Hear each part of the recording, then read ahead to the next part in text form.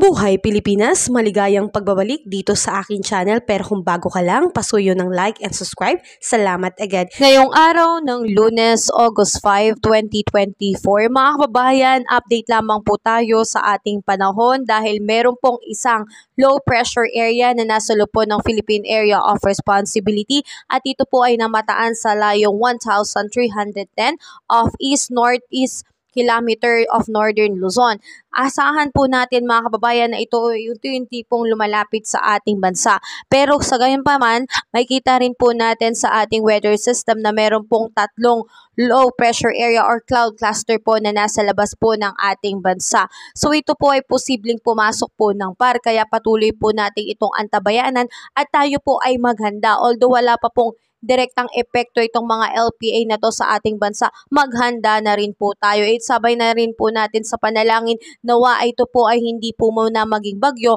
at bago po lumapit sa ating bansa ay tuluyan munang malusaw. Ganun pa man mga kabayan, patuloy ko po kayong i-update sa galaw po nitong mga LPA na ating binabantayan. Samantalang asahan po natin na patuloy nating mararamdaman ang epekto ng hanging habagat o southwest monsoon dito po sa may Visayas and Mindanao. Kaya asahan po natin na ngayong araw dito sa Western Visayas, Negros Island Region, Occidental Mindoro and Palawan, makararanas po ng maulap na kalangitan na may kalat-kalat na pag-ulan, kulog at kidlat.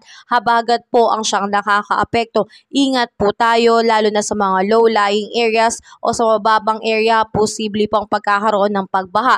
At ganoon din po sa mga mabundok na area po, posible rin po ang pagkakaroon ng landslide, lalo na kung magiging tuloy-tuloy po ang pag-ulan. So mga kababayan, ingat po tayo dyan. At asahan naman po natin dito rin po sa may Mindanao and the rest of Visayas, apektado rin po nitong habagat. Pinag-iingat ang lahat dahil umaga pa lang makakaranas na po ng maulap na kalangitan na may kalat-kalat din po na pag-ulan, lalo na sa hapon at sa gabi. Ingat din po sa mga biglaang flash flood and landslide. Samantalang asahan naman po natin dito po sa Metro Manila at sa ibang lugar na hindi ko po nababanggit sa Luzon, asahan ng pagkakaroon po ng partly cloudy to cloudy sky with isolated rain shower and thunderstorm. Epekto naman po yan ng mga localized thunderstorm natin. Asahan ng pagkakaroon po ng maulang panahon, kulog at kidlat, lalo na pagdating ng hapon hanggang paggabi. Kaya kung tayo po ay lalabas ng bahay, ugaliin nating magdala ng payong at kapote bilang pananggala sa biglaang buhos ng ulan. Dahil po sa epekto nitong southwest monsoon na nagbibigay ng malinsangang panahon pagdating ng tanghali, asahan natin ang ating air temperature dito sa Lawag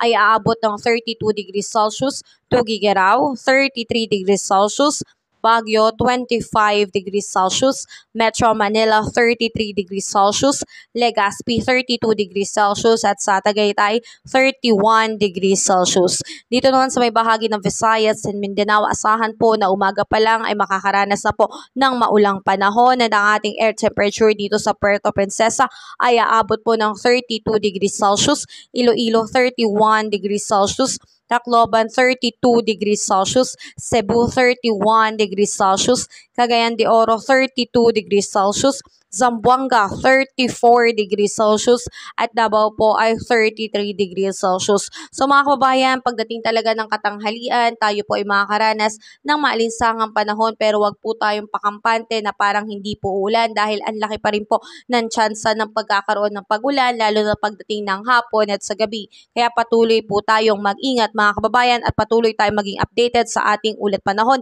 dahil marami po tayong LPA and cloud cluster na binabantayan sa ngayon na posibleng maging banta sa ating bansa na maging bagong bagyo. Kabayan, kung nakatulong sa iyo ang video na to, huwag mo namang kalimutang mag-like and subscribe at pasuyo na rin po, pahit na rin po ng notification bell para updated ka sa mga susunod ko pang weather update. Muli, maraming salamat, ingat, God bless po, kabayan.